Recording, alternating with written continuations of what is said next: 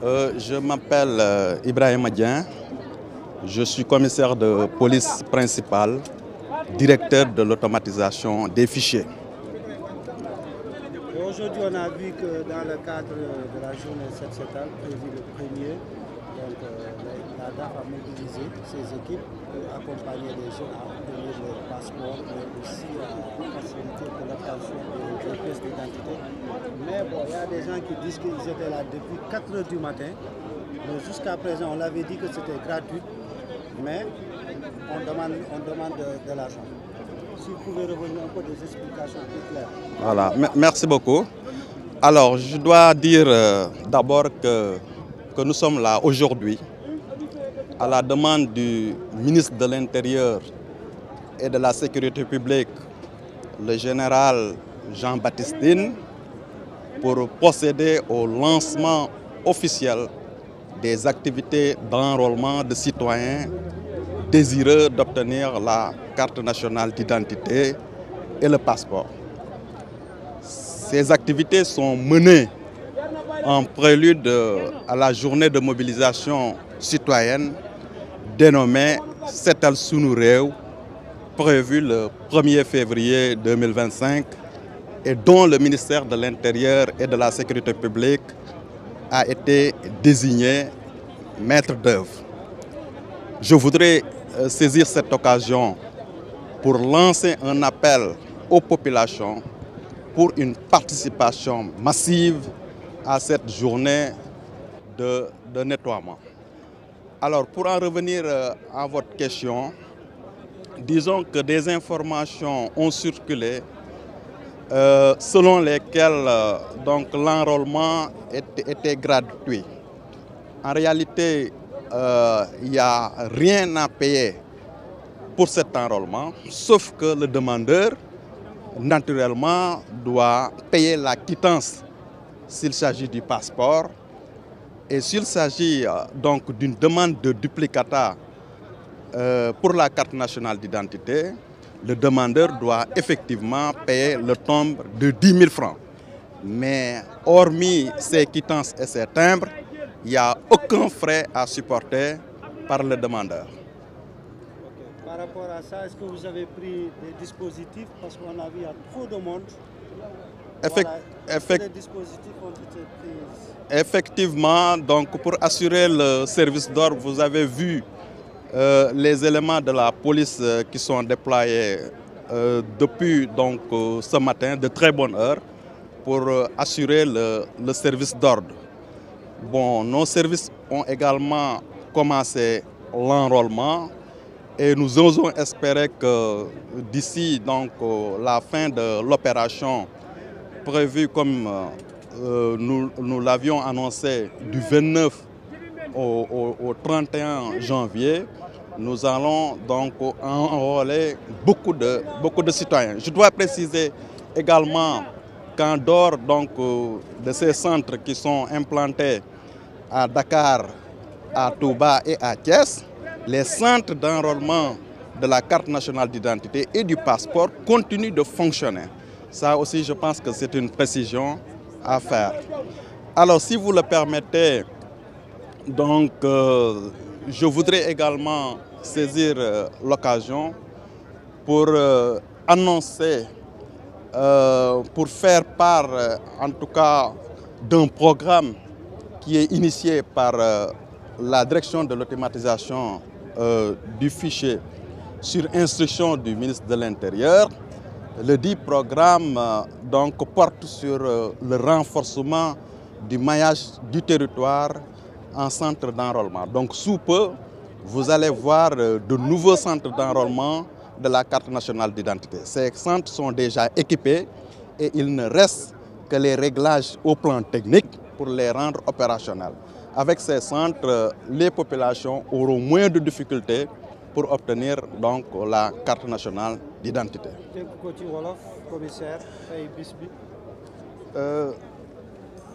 Le commissaire de police principal Ibrahim Adien, directeur de l'automatisation des fichiers. Tay dañoo ñëw fii ci ndigalu sunu kilifa le ministre de l'Intérieur et de la Sécurité publique, le général Jean-Baptiste Tine, pour lancer activité enrôlement carte d'identité yi ak passeport yi. Activité yooyu ñi ngi leen di def les 29, 30 et 31 ci ñetti site. Benn site bi mooy fii ñu nekk tey porte du Millénaire, ñaareel bi site bi mooy promenade des Thiessois à Thiès, ñetteel bi site bi mooy sous-préfecture de Ndam à Touba. Activité yooyu ñi ngi leen di def ci waajalu journée de mobilisation citoyenne setal sunu réew bi nu war a def le 1er février 2025 te ministère de l'Intérieur et de la Sécurité publique moom lañ ci désigné maître d'œuvre. Damay peut-être wax ne activités yi connexes yi du seulement enrôlement pour la carte nationale d'identité, dégg ngeen un important programme de don de sang ak de sensibilisation sur l'immatriculation des deux roues. Activités yooyu yëpp ñi ngi koy def balaa ñuy àgg le premier. Xanaa kay dañuy ñaan population yi le premier ñu génn ñoom ñëpp mobiliser wu pour disons kuy ñëw nga indiwaale sa outil individuel pour participer activement aux activités de nettoiement. Mais commissaire dañoo wax ne affaire bi doo fay mais dafa mel ni gars yi nee nañu fii ñu ngi fay. Voilà, donc li ñu mën a wax ci loolu mooy am na ay informations yuy circuler selon lesquelles l'enrôlement est gratuit. Bon, li ma bëgg a wax ci moom ci loolu mooy du benn frais boo xamante ne bii sunu éléments yi nekk fii dinañ ko laaj. Par contre, il faut ñu préciser que boo bëggee par exemple passeport, il faut nga jënd la quittance à 20 000 francs. Su fekkee aussi bëgg nga dupliquer ta carte d'identité maanaam sa carte d'identité réer wala mu kii nga bëgg ñu defaral la carte d'identité, il faut nga jënd le timbre à 10 000 francs. Mais à part yooyu nga xam ne yoon moo ko tëral amul lenn loo xamante ne lii sunu éléments yi dinañ ko laaj demandeurs yi.